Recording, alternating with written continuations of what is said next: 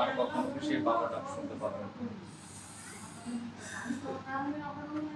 আমি তো এখন আমার মনে হয় ও আমার সাথেই আছে। শুধু আমি ওরে টাচ করতে পারতেছি না। ও আমার মনে হয় আমার সাথেই আছে। ওর কিছু, কিছু কথা, কিছু, কিছু দুষ্টিমি আমার চোখের সামনে অলওয়েজ ভাসে। আমাকে খুব ভালোবাসতো, আর মাকেও ভালোবাসে, কিন্তু আমাকে সবথেকে বেশি ভালোবাসতো। আমার সাথে বেশি দুষ্টামি খেলাধুলো বেশি করতো। আমার থেকে বেশি স্মৃতি ওর বাবার সাথে। হ্যাঁ, আর মাকে একটু ভয় পেত আর কি, দুষ্টামি সারাক্ষণ বেশি বলে করতো। মায়ের সাথে ছিল। আর সব মাকে দুষ্টু ভয় আমার পেত আর বাবার কি। সাথে, আমার সাথে কিন্তু যত রকমের দুষ্টামি, আর কখনো কি সেই বাবার ডাক শুনতে পারবেন?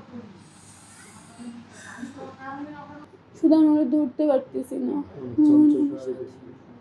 অনেক চঞ্চল ছিল, অনেক দুষ্টু ছিল। যে শুনে সেই বলে, এত দুষ্টু বাচ্চা এখন বিছানা থেকে উঠতে পারে না, এটা মানা যায় না।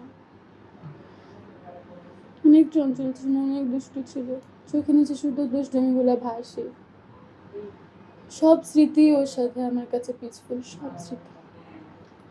মেন যে সমস্যা জ্বর আর সর্দিটা মোটামুটি নিয়ন্ত্রণে ছিল, জ্বরটা একেবারে নিয়ন্ত্রণের বাহিরে ছিল। জ্বরটা শুধু কোকাইতো, জ্বর আসলেই কোকাইতো। হ্যাঁ, তো আমি বলতাম যে ম্যাম জ্বরের বিষয়ে কিছুই করে। শুধু ওই যে সোমবার দিন রক্তের টেস্ট অনেকগুলো দিছে, আর প্রথম দিন একটা টেস্ট দিছিল, বলছিল রক্তে ইনফেকশন। এই রক্তে ইনফেকশন বলার পরে তো আমি বললাম এখন একটা টেস্ট দিছিল, তো আমি বললাম এখন কি এটা করবো? বলে যে না, এখন এটা করার দরকার নেই, বাবু তো অসুস্থ। আপনার বাবু সুস্থ হওয়ার পরে 15 দিন পরে যখন বাসায় যাবেন, একটা ভালো চিকিৎসক দেখায়েন ওকে, আর বললেন যেটা নিয়ে কী করণীয় এই।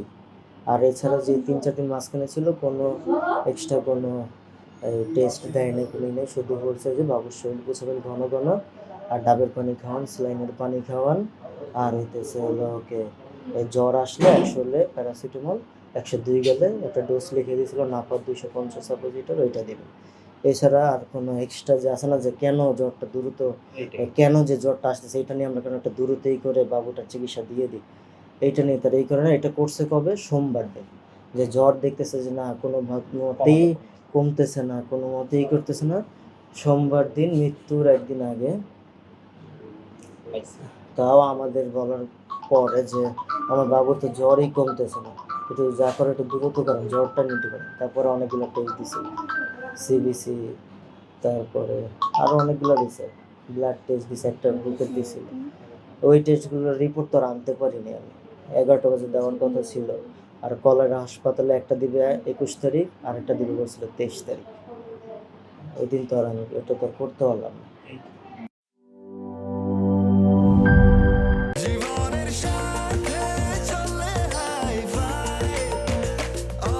স্বাস্থ্যকর অল টাইম, সব সময় অল টাইম হেলদি লাইফ।